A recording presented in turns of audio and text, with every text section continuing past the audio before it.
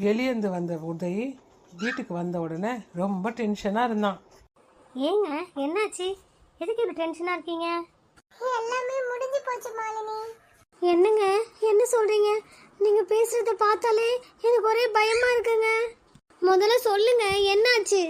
ஐயோ மாலினி, நான் என்ன சொல்லுவேன்? என் பிசினஸ் பார்ட்னர் என்ன ஃபுல்லா மோசம் பண்ணிட்டான்.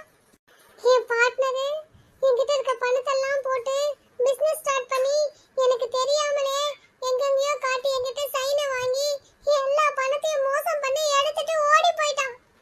பணம் மேல இருக்கிற ஆசையில இன்னும் அதிகம் சம்பாதிக்கணும்னு கையில இருக்க பணத்தை எல்லாத்தையும் கொடுத்துட்டேன். நீ வரதட்சணையா கொண்டு வந்த பணத்தை கூட நான் அதுல தான் இன்வெஸ்ட் பண்ணிட்டேன்.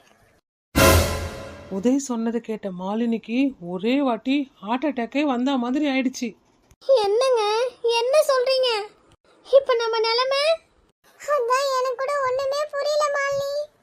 ஃபிளாட்டுக்காக அட்வான்ஸ் பண்ணவங்க எல்லாம் பணத்தை திருப்பி கொடுக்க சொல்லி என் தலையை பிடிச்சு வலிச்சிட்டு இருக்காங்க.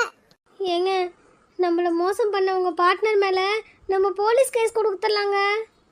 போலீஸ் கம்ப்ளைண்ட் கூட கொடுக்க முடியாம அவன் எல்லாமே பிளான் பண்ணி என்ன மோசம் பண்ணிட்டான்.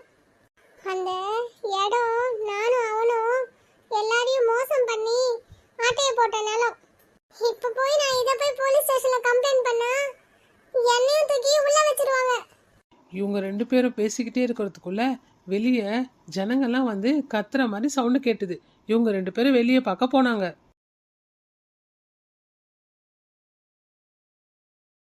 அவங்க 2 பேரும் வெளியே வந்து பார்த்தா உதய்கிட்ட ஃப்ளாட் புக் பண்ண எல்லாரும் வாசல்ல வந்து பணத்தை திருப்பி கொடுன்னு ஒரே சண்டை போட்டு ரகலை பண்ணிட்டு இருந்தாங்க. உதயோட பார்ட்னரு பணத்தை தூக்கிட்டு ஓடிட்டான்னு உதய் எவ்வளோ சொன்னாலும் ஜனங்க யாருமே அதை கேட்கவே இல்லை. அவங்க எல்லாரும் தான் கொடுத்த காசை திருப்பி கொடுத்தே ஆகணும்னு உதய் கிட்ட சண்டை போட்டாங்க. ஏங்க என்னங்க நம்ம எவ்வளோ சொன்னாலும் நம்ம சொல்றது இவங்க கேட்கவே மாட்டேங்கிறாங்க. என்னங்க பண்ண போறோம் நம்ம? மாலினி, அததான் நானும் யோசிச்சிட்டு இருக்கேன். என்ன பண்றதுன்னு எனக்கு ஒண்ணுமே புரியல. ஏங்க அவங்கள ஏதாச்சும் சொல்லி இங்கேருந்து முதல்ல அனுப்புங்க. அக்கம் பக்கத்தில் எல்லாரும் நம்மள தாங்க பார்க்குறாங்க. எனக்கு ஒரே அசிங்கமாக இருக்குங்க. சரி சரி, நீ கொஞ்ச நேரம் அமைதியா இரு.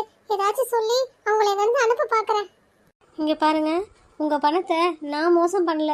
என் பார்ட்னர் தான் பணத்தை தூக்கிட்டு ஓடிட்டான். நான் உங்களை மோசம் பண்ண மாட்டேன்.